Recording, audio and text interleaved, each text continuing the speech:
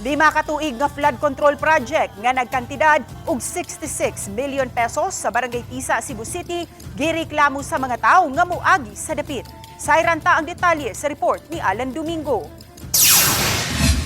Nahimamat sa GMA, Regional TV kining tulo ka mga bata nga mitug-an nga kalbaryo nila ang kahimtang panahon sa pag-uwan kay tagadughan kuno nila ang baha nga naghatag kanilang peligro ilabi na sa balatian sama sa leptospirosis. Gitumbok nila nga ang hinungdan ini mao ang wa pa mahuman nga flood control project sa Santa Teresita sa Barangay Tisa, Cebu City. Taga-asa man kutob ang tubig? Diri ra. Diri, og sa tambisan lapas na mo. Lapas na mo. Oh, di. Usay ko ninyo nga mahuman ani. Oh, maman. Kay luoy na kay mi dito. Ha? Ang baha taga diri na.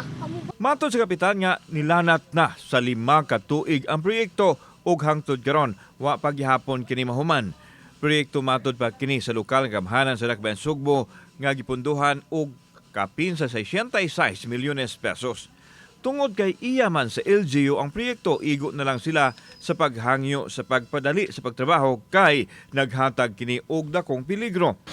Hasol jud kaayo kung naay uwan kusog kay mupundo man tubig pero karon arang nadali na siya mahubas tungod nga human-human na kay ang trabaho karon sa kanang kontraktor na naman as mga 90%.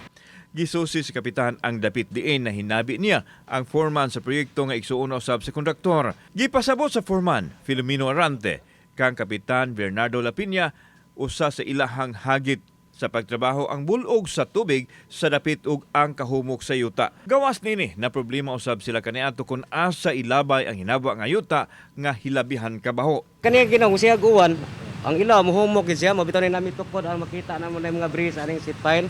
Nag-seat pile, nag-breeze pa mi kay iya may tumba og kusog way tukod. 80 to 90% kumplito kining naasong flood control project nga nahimutang sa usa ka subdivision diri sa Barangay Tisa sa Dakbayan Sugbo apan magdepende gihapon sa dagan sa panahon kung hangtod yun kanus kini matapos. Posibleng sa uwahing bahin sa Oktubre o unang bahin sa Nobyembre mahuman ang flood control project. Nangayog dispensa sa mga mulupyo nga apektado ang kapitan apan gitataw niya nga dili makalihok ang barangay kay dili man kontrolado ang proyekto. Kani mo dagan ni siguro mga buwan ka pin sir. By Kani siya. or pinakakuan? Kay tulo na lang ni kabang kung wala gid masugatan nga problema. Ang tanang tubig bisan gikan diri sa South Hills, tanang tubig anha gyud diha moagi. Kauban si Clover Lumayag, ako si Alan Domingo. Balitang Bisdak.